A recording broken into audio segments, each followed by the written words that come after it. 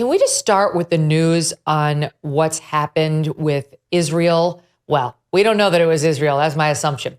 But with this Hamas top leader being assassinated in Tehran. This is interesting to me.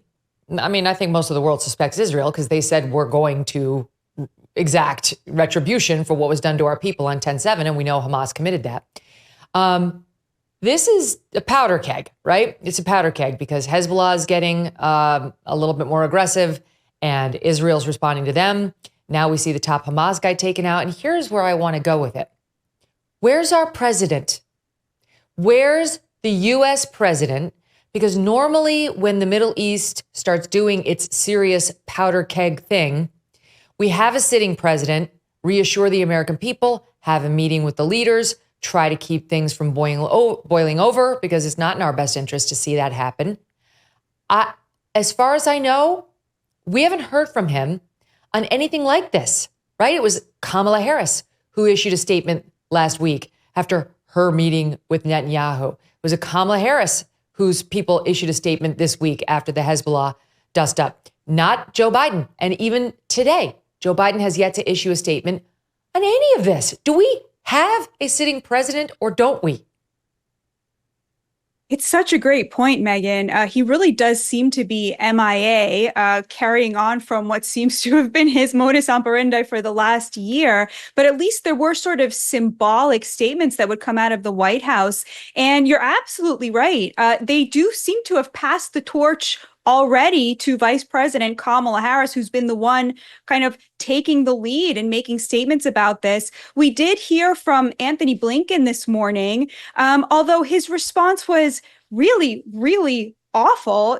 He basically came out and said the U.S. had nothing to do with this and we know nothing about it. I mean, nothing about America's ally taking out a terrorist leader, nothing about America's ally dealing with America's enemies, right? Taking on our enemies as Americans, which makes us safer in the world. Simply, we don't know anything about this. We don't know them. This is not on our watch. And basically what he's doing there is reprising the Obama doctrine, which, if you recall, Obama on foreign policy, by and large, what he sought to do was to weaken U.S. allies and give succor to our enemies. He had this view that there should be sort of balance in the world. And what that meant was none of America's allies should feel like they were sovereign and independent. He always sought to kind of weaken, take the rug out from under them. And we're really seeing that again coming out of Anthony Blinken. And I don't think there's any reason to think that a Kamala Harris presidency wouldn't be in that exact same mold.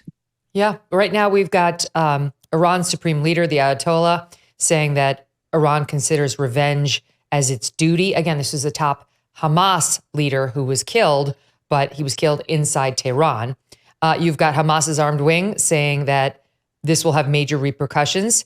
You've got Iran's Revolutionary Guard saying this will be met with a harsh and painful response.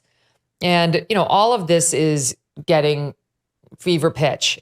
Normally, we might see a statement from the president of the United States about reaching out to these leaders, in particular in Israel, or the connections that we have with Hamas. So far, nothing. Blinken's not the president. I realize he's got a diplomatic role to play too, but this is a pattern we're seeing now. It's like Joe Biden said, I'm not running for re-election. And we were supposed to just read the quiet part in our heads, which is he secretly resigned the presidency too. And it's a team governing now. So not only is he missing here, he will be, let's face it, second short shrift at the Democratic National Convention, where night one is fine if you're a friend or a surrogate for the president, the nominee. But if you are the sitting president whose nomination this was, the delegates who will be voting for Kamala Harris voted for him.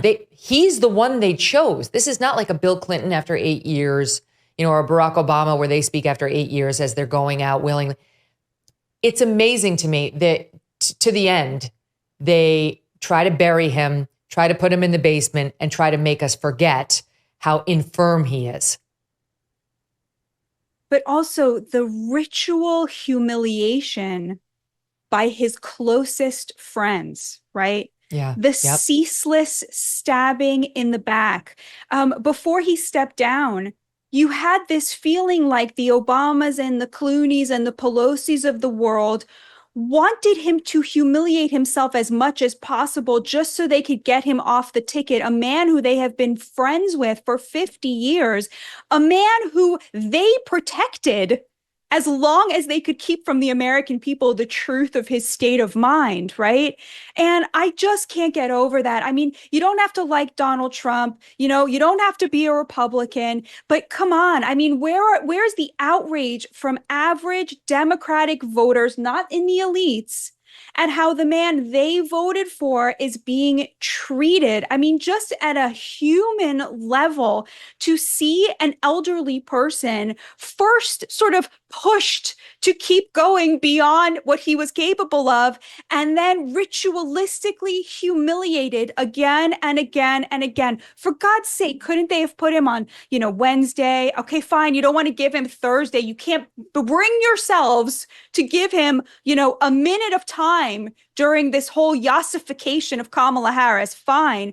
But I mean, Monday, really? This is ritual humiliation of Joe Biden for the crime of exposing the Democratic elites for, number one, not believing in democracy. As you pointed out, Megyn, they all voted for Joe Biden and they got Kamala Harris. Number two, for lying to the American people, right? He exposed the media's lies and perfidiousness by failing to mask his own state of mind better, right? And then, of course, for exposing the Obama legacy, right? Obama was the captain of the oligarchy of the credentialed. The Democrats don't just have different values than the Republicans. The Republicans aren't just evil, but they're stupid, right? That's the Obama legacy. He refused to talk to anybody who didn't have an Ivy League degree. And Joe Biden, with his fumbling, mumbling infirmity, his inability to complete a sentence, right?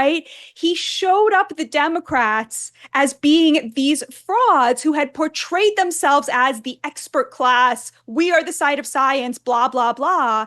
And for all of these crimes, for exposing the Democrats for who they really are, they pulled out this massive hook and just pulled him off stage. And now they are intent on humiliating him until his last breath. This just in, President Biden has made a statement on X. It reads as follows. Farmers and ranchers work round the clock to put food on our tables and steward our nation's land. They should never experience discrimination in farm loan programs. That's what someone pretending to be President Biden is tweeting about. Not the Middle East, not Tehran threatening to get Israel. No, it's about discrimination in farming, which I'm sure is a very interesting topic to President Biden. Right now, I'm sure he's debating it hotly with his staff. But this is some 20-year-old's idea of what's appropriate right now, as we still have not heard from him. In these crazy times, there's peace of mind in security. Security for our country, security for our leaders, and security for our families. But think about this. You're not financially secure if all of your eggs are in one financial basket. Gold and silver can be an amazing way to diversify your savings as a hedge against inflation. They are a physical asset that's in high demand globally. And through Birch Gold Group, you can own physical gold and silver in a tax-sheltered retirement account. Yes, you can diversify an old IRA or 401k for no money out of pocket into an IRA in gold and silver. Just text MK to 989898 and receive a free, no obligation info kit and learn the role precious metals could play in your overall savings strategy. Again, text MK to 989898. Birch Gold has an A+ rating with the Better Business Bureau and thousands and thousands of happy customers. Text MK to 989898. Message and data rates may apply. Thanks so much for watching. If you like what you just saw, hit the subscribe button for more clips and full episodes.